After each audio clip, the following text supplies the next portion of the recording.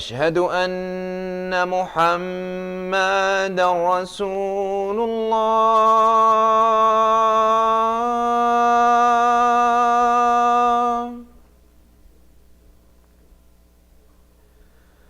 أشهد أن محمدًا رسول الله.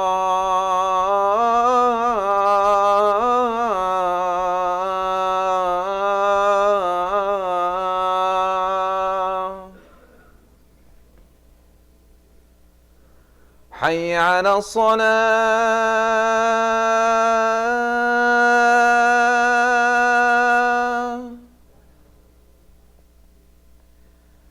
حي على الصلاة.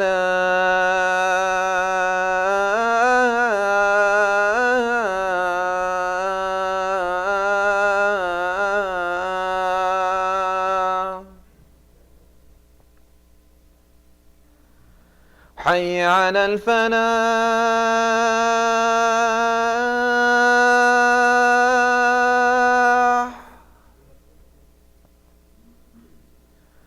حي على الفلاح.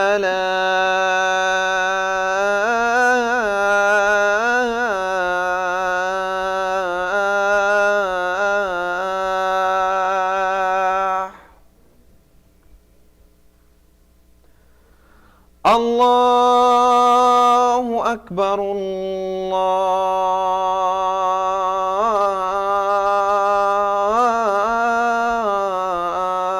الله أكبر. لا إله إلا الله.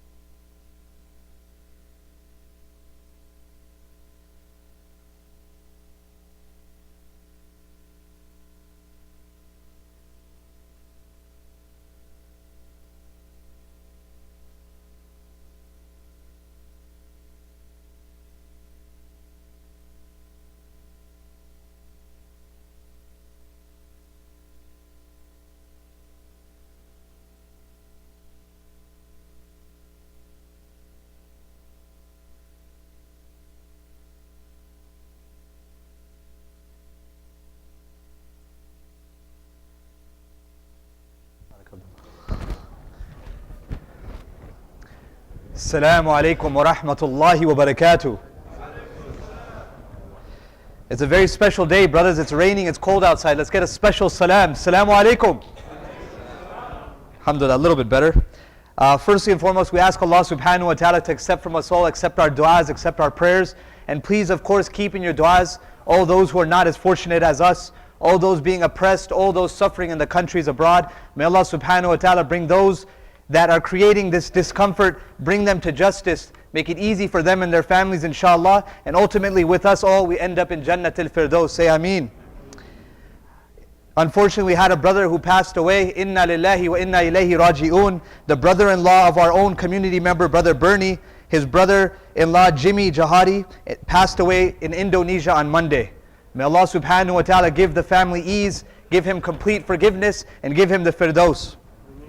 We also ask that you make dua and keep in for dua shifa for our young brother Zain Yusuf, as well as Ahmed Muhyiddin, who are in need of our du'as. May Allah give them complete shifa, and they're with us next week here at Jummah. Now, alhamdulillah, some great, beautiful news.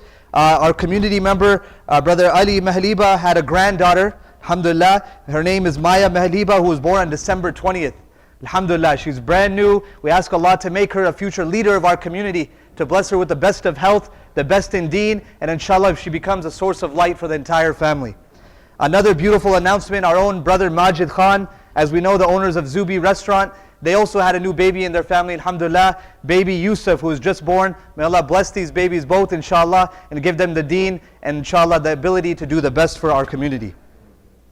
Of course, everybody knows about the situation that is going on in Syria. Now is not a time to repost, but now is a time to do what we can financially. If you guys are looking to make donations, there are a lot of organizations that are accepting donations. Stop by the office, we can connect you to these. It's our community's responsibility, inshallah, so please do your part. As again, a reminder that Masjid is no longer collecting clothing items. We are overflowing with them. We do have some places where you guys can take them. If you're looking to drop your clothes off, let me know. We'll direct you to the address, inshallah. An amazing event right around the corner, especially for the youth, young adults, everybody. MSA West Conference is coming up January 13, 14, and 15. This year they have an amazing lineup. Speakers like Zaid Shakir, Sheikh Jamal Diwan. There's going to be a video from the daughter of Muhammad Ali. Also Linda Sarsour, as well as many other speakers. It's going to be a weekend program. The ticket prices are very affordable. It's going to be at UCR all day, Friday, Saturday, and Sunday. If you want more information for this event, stop by the office. I'd be more than welcome to give you that. And without further ado, alhamdulillah, our khatib for today is Dr. Shamil Abdullah.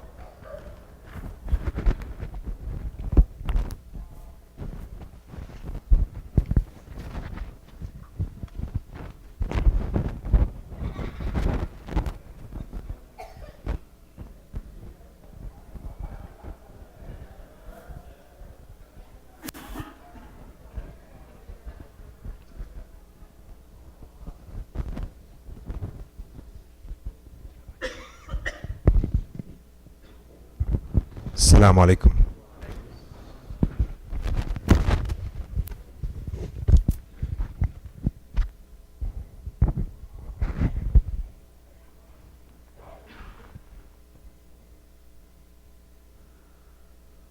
الله أكبر الله أكبر الله أكبر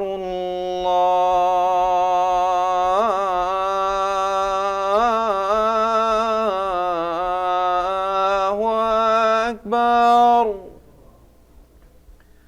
أشهد أن لا إله إلا الله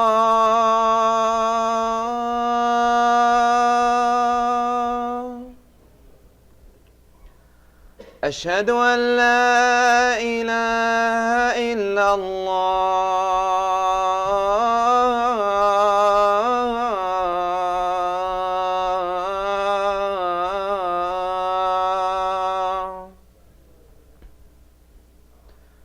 أشهد أن محمدًا رسول الله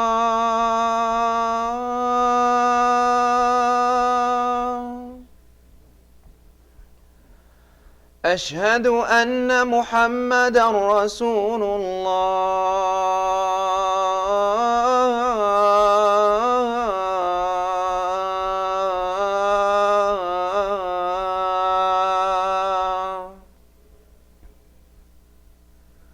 حي على الصلاة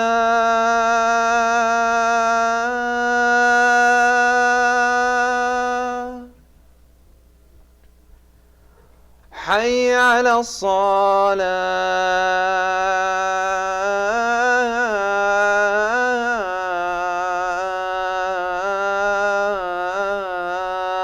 الصلاة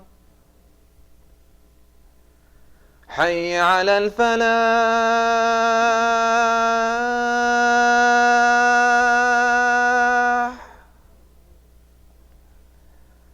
حي على الفلاح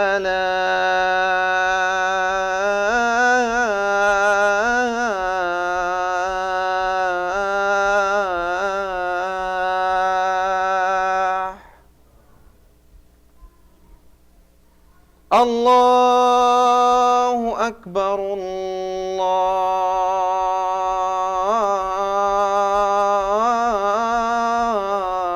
الله أكبر لا إله إلا الله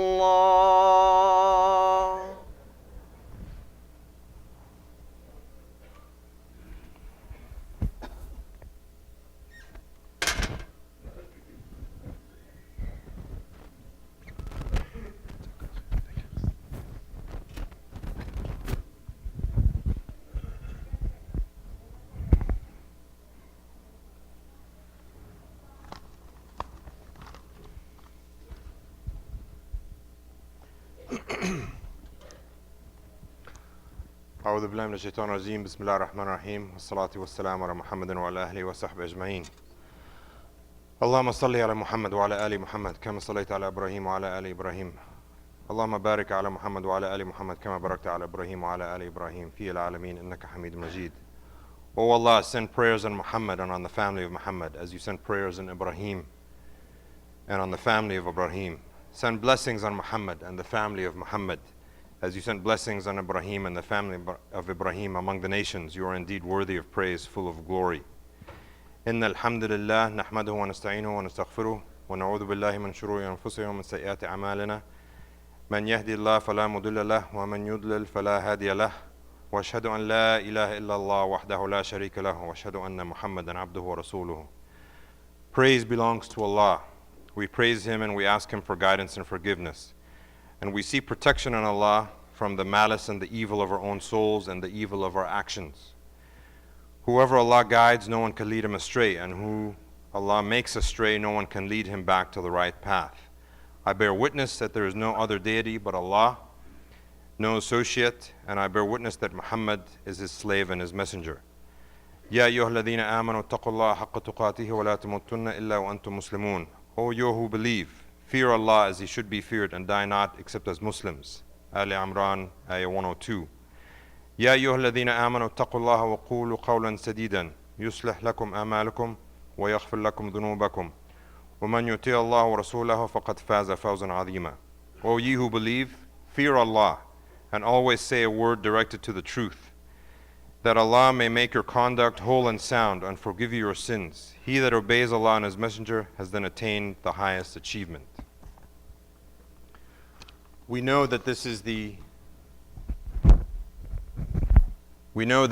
end of the Gregorian calendar year, which is a calendar other than the Islamic calendar.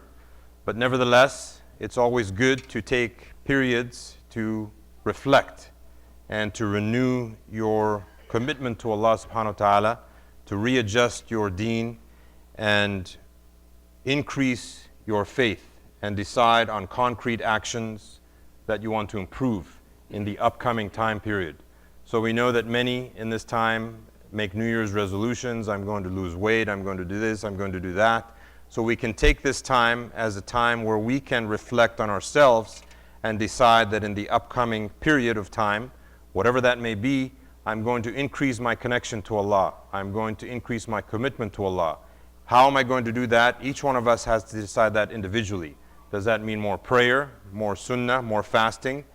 Remember also not only the ibadat, but also deeds, more good deeds, not lying, less backbiting.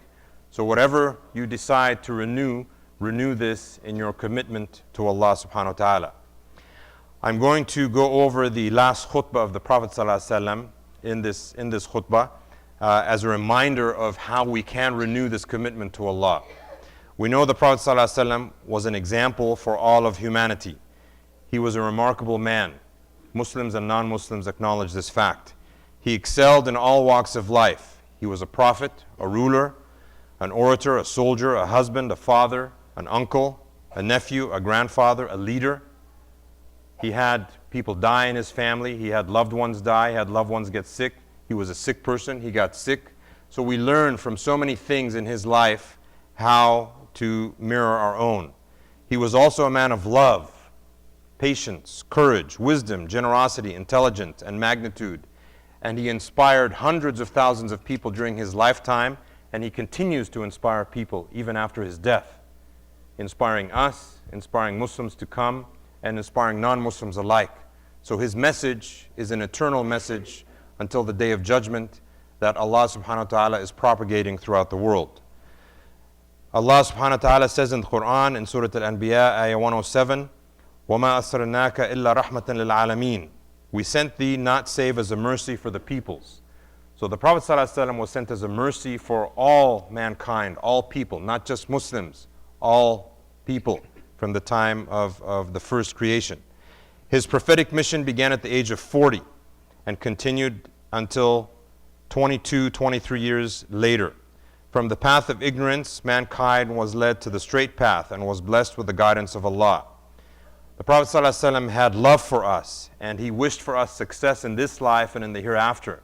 So we have to focus so closely on his message and what he was trying to tell us, what he was wanting to convey to us so that we could have the success in this life and in the hereafter.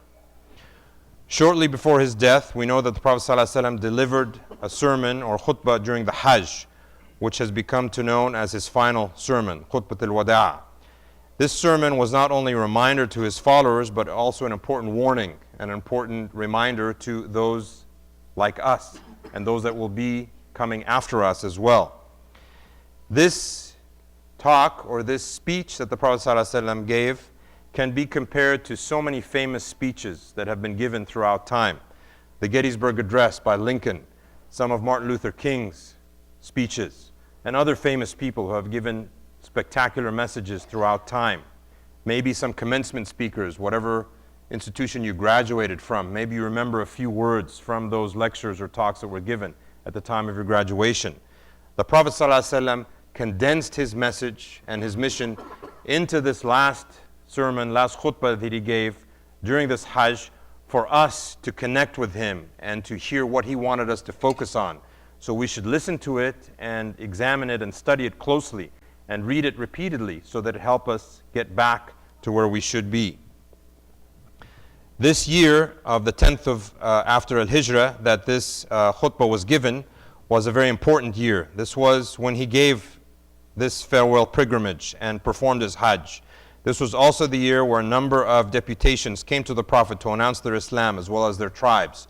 So Islam was spreading tremendously. Also, it was the golden period of Islam when so many people accepted the faith by accepting the message of the Prophet ﷺ non-violently. We're getting attacked so much about the violence of Islam. Thousands and hundreds of thousands of people accepted Islam towards the end of the life of the Prophet ﷺ and after he died non-violently. Islam spread non-violently. We have to know this and learn this. Islam spread non-violently. So the violent message that's being propagated nowadays is not true. This was not the message or the mission of the Prophet ﷺ. This talk gave social rules, gave guidance. It encompassed so many things. And again, it was his last message to us that we should focus on. This khutbah was given on Jabal al-Rahmah on the 9th day of Dhul Hijjah in Arafah in the 10th year after the hijrah of the Prophet ﷺ to Medina. And I'm going to go over it and focus on some of the details. The khutbah is also very timely for the present state of affairs. Again, not only the attack of Islam being a violent religion, but so many other factors that this sermon, this khutbah, specifically addresses and confirms and negates so many of the misconceptions that people have of Islam. So after praising and thanking Allah, the Prophet ﷺ said, "O people, lend me an attentive ear, for I know not whether after this year I shall ever be amongst you again." So he started having premonitions or some feeling that he may not be there after the next year. So he knew. So his love for his people and for us and the Muslim Ummah, he wanted to condense again his message and the message of Allah into a summary to hit the highlights for us to focus on. Therefore, listen to what I'm saying to you very carefully and take these words to those who could not be present here today. So he's talking to us again. He's telling the people that heard the message personally to carry it to those that are going to be there after he dies. And we're doing that today. So the propagation and the continuation of Islam, even after the Prophet ﷺ death. O people, just as you regard this month, this day, this city as sacred, so regard the life and property of every Muslim as a sacred trust. Such an important message, right? The life and property of every Muslim is a sacred trust. Life has become so cheap. People are dying by the hundreds, by the thousands around the world, including the Muslim countries. I work in an intensive care unit where I take care of children who are dying. Sometimes they die. We spend so much effort and hundreds of thousands of dollars. Sometimes these children will have a hospital bill that is more than $1 million, okay, for one child. And we're working so hard to save that one child's life. Yet around the world, right, there are so many people being killed almost nonchalantly, without a second thought, easily, with no thought or no process. Return the goods entrusted to you to their rightful owners. So not only the life, but also the goods, the property. The Prophet ﷺ is reminding us of its importance. Hurt no one so that no one may hurt you. He who lives by the sword dies by the sword, right? We've all heard this saying. So if you treat someone not nicely, they may treat you not nicely. And vice versa. You treat them well, you respect them, they will respect you. Remember that you will indeed meet your Lord, and that he will indeed reckon your deeds. So he's starting in the beginning again to tell us, each and every one of us will stand in front of Allah, and we will have to account for what we did in this life. God has forbidden to you to take usury or interest. Therefore, all interest obligations shall henceforth be waived. So the Prophet ﷺ always was using opportunities to improve the situation of his people at that time. And at that time, interest was still a common practice.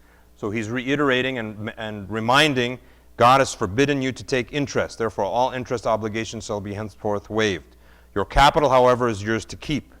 There are books now written on this, on Islamic financing. And we should become knowledgeable of that so we don't approach the potential of interest.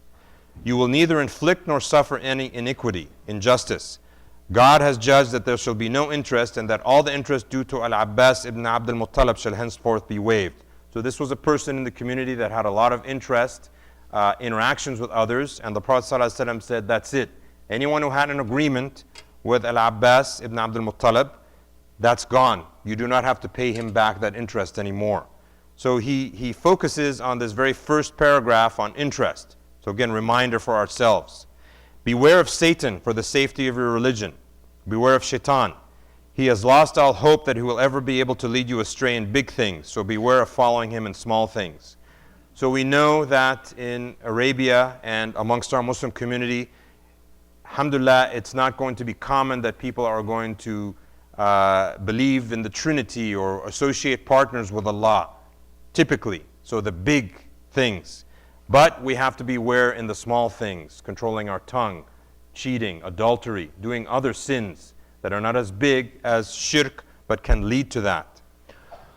O people, it is true that you have certain rights with regard to your women. So he's focusing now on the family, okay, the importance of the family unit. But they also have rights over you. Remember that you have taken them as your wives, only under a trust from Allah and with his permission. So he's reminding us, especially as men, that we have taken our wives only under a trust from Allah, an amana, and by his permission, right? As we perform the marriage contract, We are taking this trust and amana from Allah with His permission. So we are making an oath and we're making a commitment and a promise that we will treat them kindly. If they abide by your right, so they have stipulations as well, the wives, then to them belongs the right to be fed and clothed. But he didn't stop there. In kindness. Okay? So fed and clothed. So minimum we have to do is feed our spouses and clothe them, but also in kindness. This aspect of the Prophet ﷺ, I think, is not focused on enough. The kindness, the love, the generosity. We need to have more of that in our education.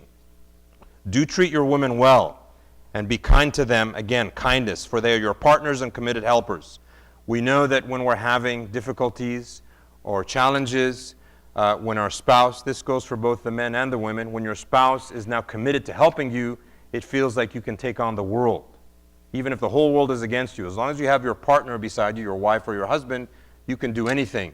When you don't have that, then obviously you don't feel as strong or as powerful as you want to be. And it is your right that they do not make friends with any of whom you do not approve, as well as never to be unchaste.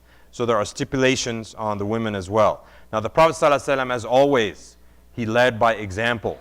So whatever he preached, he practiced. So whatever the Prophet ﷺ said, he practiced. So he taught us in his interactions with his wives, with Aisha, with Khadija, with all of the wives, treating them with kindness, not yelling, not hitting, not performing any of the actions, sadly, that have been so common now amongst societies. Now, the Muslim society tends to be focused on for not treating spouses correctly. This is a problem that occurs in all societies, not just the Muslim community. However, we should be talking about it and addressing it and trying as best as we can to negate it. There are Muslim shelters for women who are abused or women that have to leave their husbands. So we need to be aware of these activities. Peace and harmony within the family unit is so important. We know that the family unit and the protection of the family unit is the basics of society. You study sociology, you study other disciplines that look at interactions amongst mankind as a whole. The family unit is how it starts. If the family unit is successful and is safe, then the children will feel safe, and the husband and spouse will feel safe, and they'll be able to interact with those around them in a similar fashion. If that family unit starts being destroyed or destructed, then the pattern gets worse, and the pattern of destruction will continue. So we see that in the increasing divorce rate, the single parents, the disintegration of family as a whole. O people, listen to me in earnest. Worship Allah. Perform your 5 daily prayers. Fast during the month of Ramadan and offer zakah. Perform hajj if you have the means. So he gets us back to the basics of religion. Again, this is a summary. So I'm reminding you, O people, O Muslims, worship Allah. Perform your 5 daily prayers. Fast during the month of Ramadan and offer zakah. Perform hajj if you have the means. This is the basic. This is the bare minimum.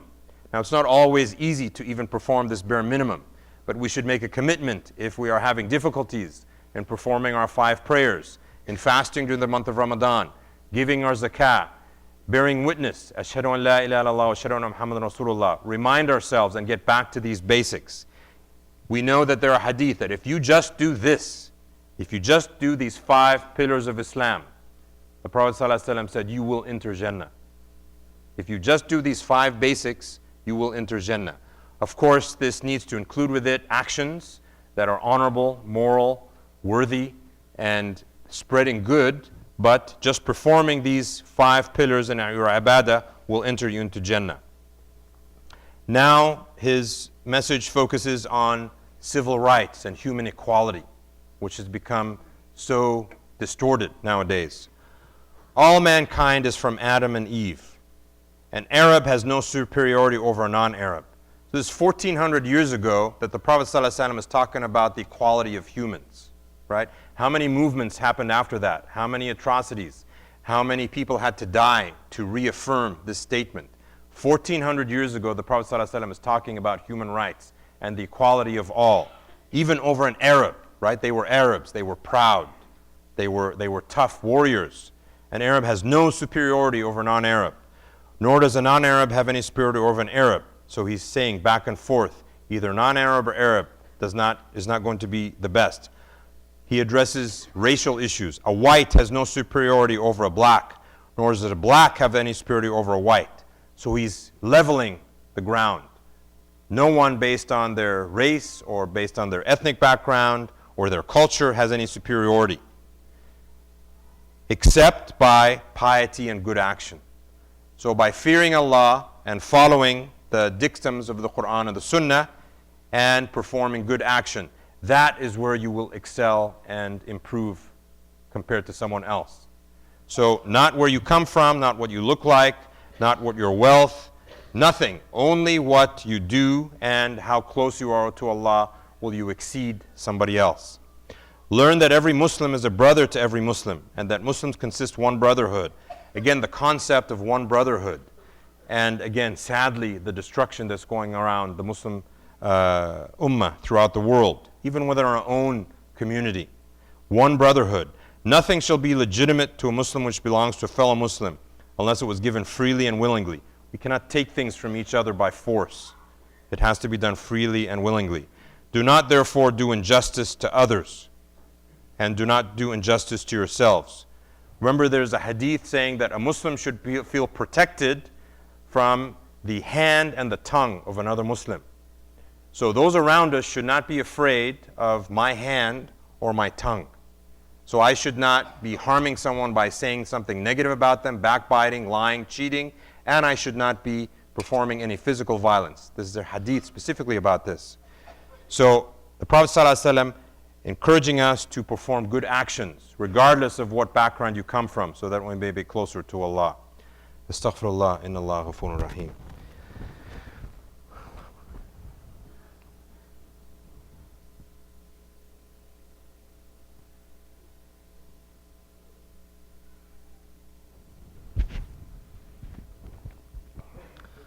أعوذ بالله من الشيطان الرجيم بسم الله الرحمن الرحيم والصلاة والسلام على محمد وعلى أهله وصحبه أجمعين أما بعد.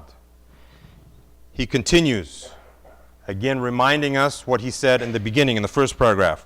Remember, one day you will appear before Allah. Remember, one day you will appear before Allah. So this is kind of the common theme, and I think what the take-home message should be from the last khutbah of the Prophet ﷺ. Remember, one day you will appear before Allah and answer for your deeds.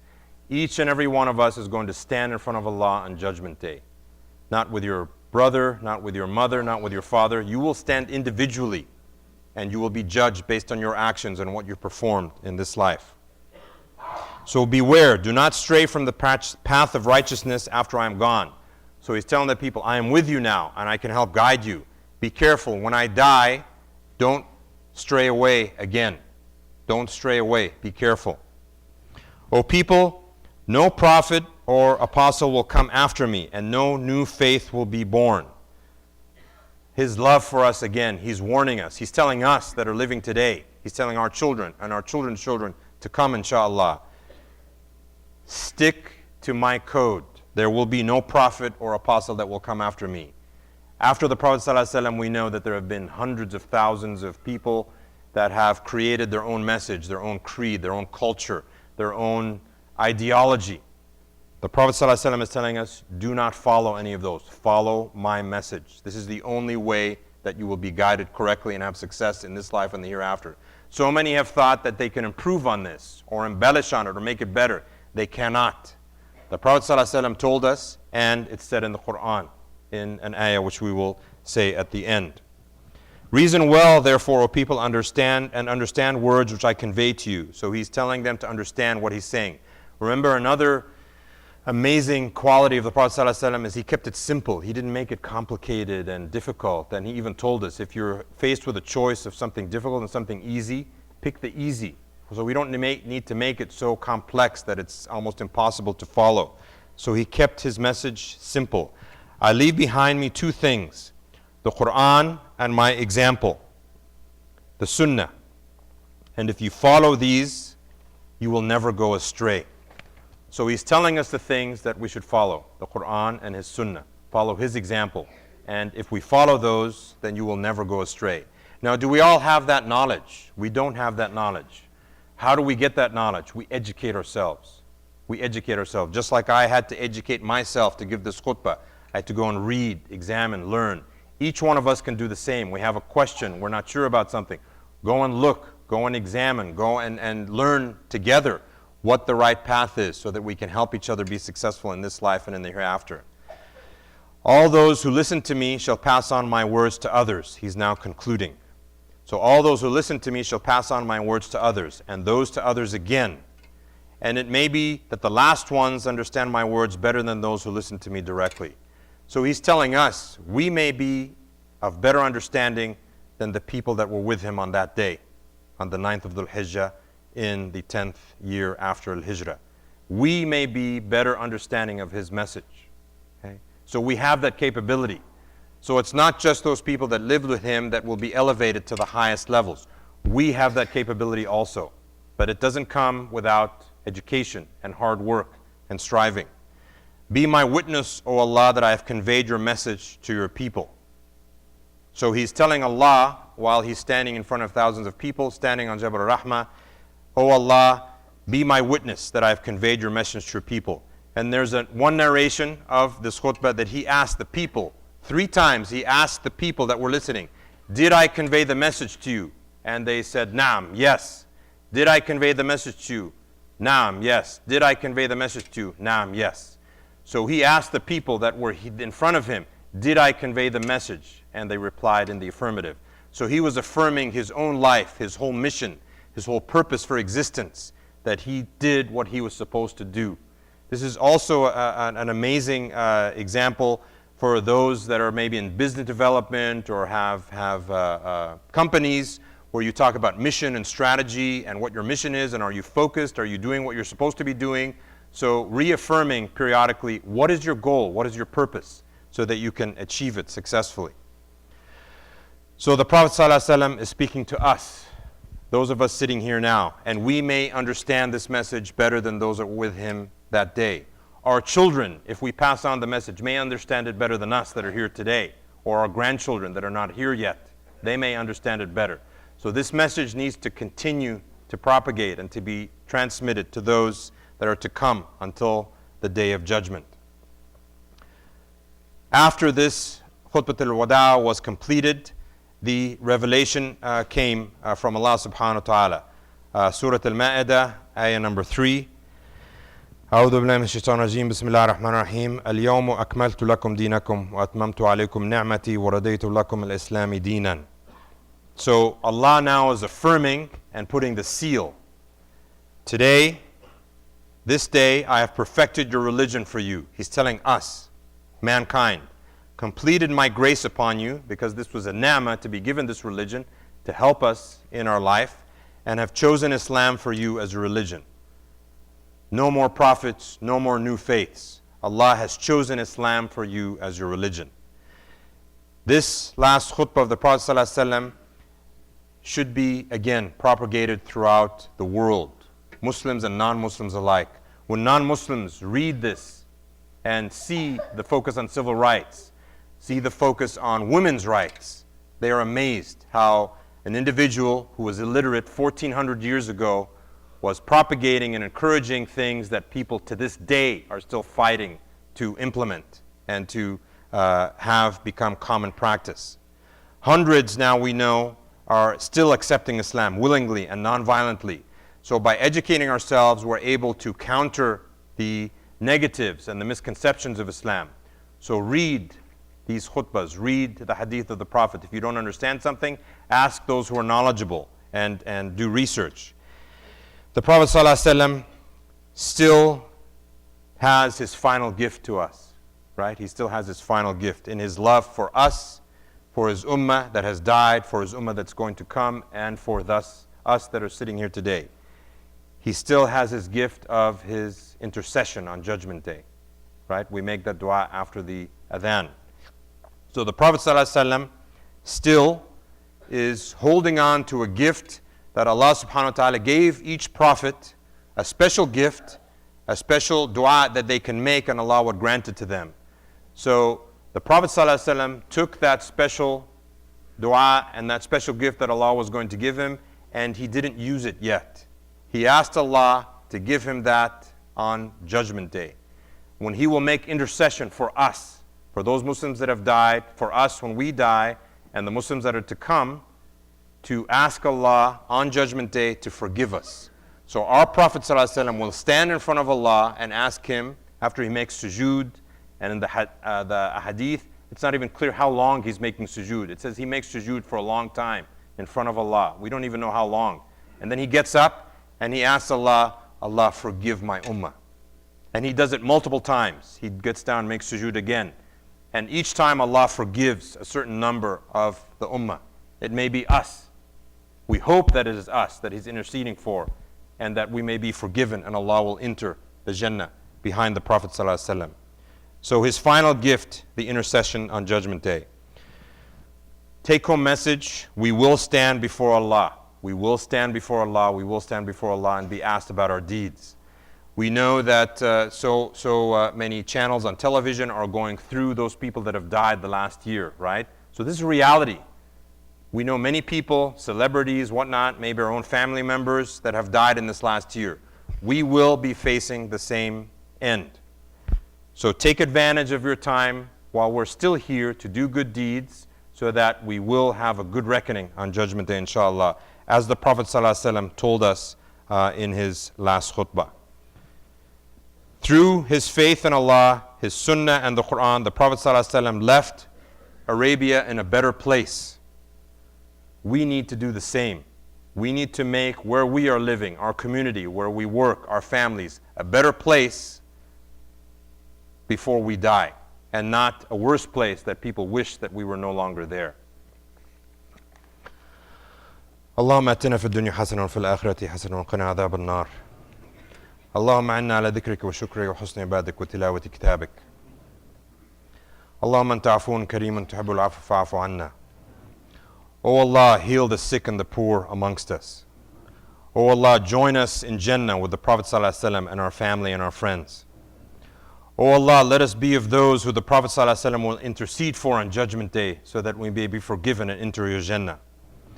O Allah, let us be of those who enjoin good and forbid evil and are a pillar and example of Islam wherever we may be.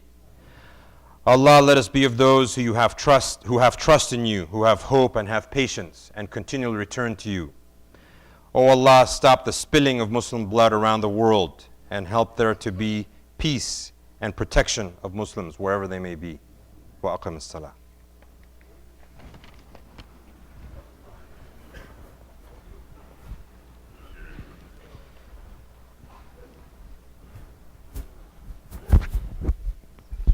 الله أكبر الله أكبر أشهد أن لا إله إلا الله أشهد أن محمدا رسول الله حي على الصلاة حي على الفلاح قد قامت الصلاة قد قامت الصلاة الله أكبر لا إله إلا الله. استووا واعتدلوا.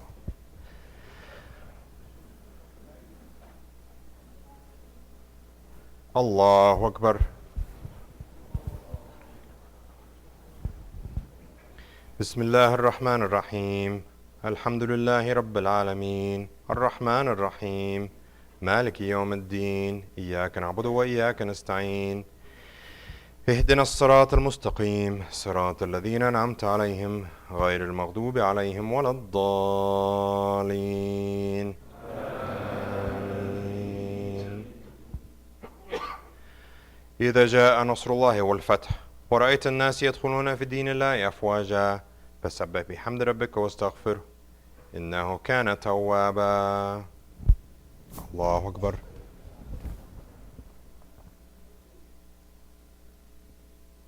سمع الله لمن حمده. الله أكبر.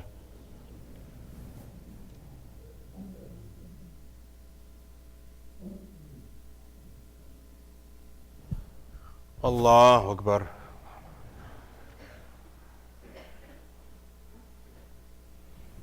الله أكبر.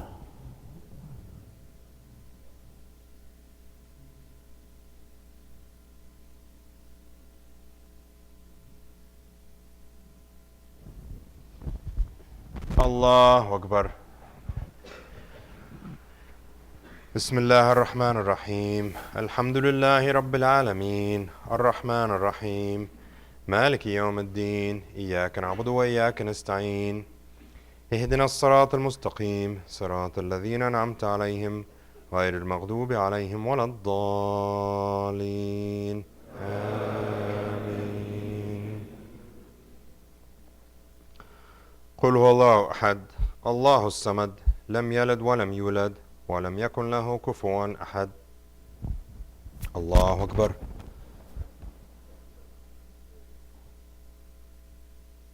سمع الله لمن حمده.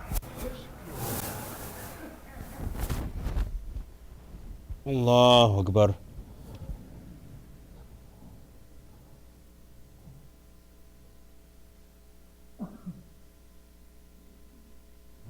الله أكبر. الله أكبر.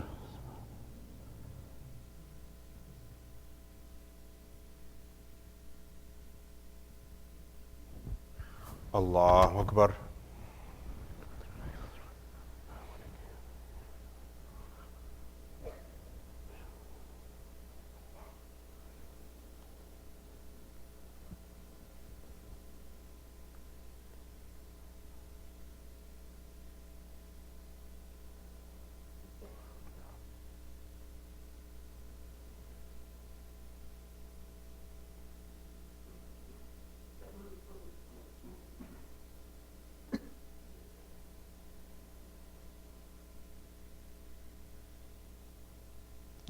السلام عليكم ورحمة الله.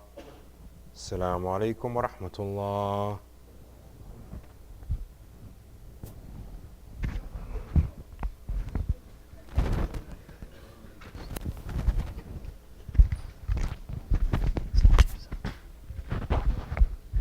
Assalamu alaikum. Once again, alhamdulillah, this is beautiful to see so many people in the masjid. If you're sitting in the musalla, just turn around, look in the back. It's a packed house, inshallah, and that's the goal of our center in the masajids, is to have a full house every single day. As a reminder, please look at the jama'at times. We want to encourage and increase the blessings of the masjid. Please attend the jama'ats that you're able to make. An important announcement for everyone. Everyone will want to hear this. We have active members in the community, volunteers like myself. An announcement important that brings everyone to attention is that the elections will be coming up soon for the center. So for those who are interested, those who want to stay on board, starting next week we'll be announcing dates for different events that regard the future of the masjid, inshallah. We're going to be having elections, bringing new individuals into the community, inshallah, that bring events and make the masjid even stronger than it already was. So please keep an eye out for these, stay involved. Jazakumullah khair, drive safe, Assalamu alaikum.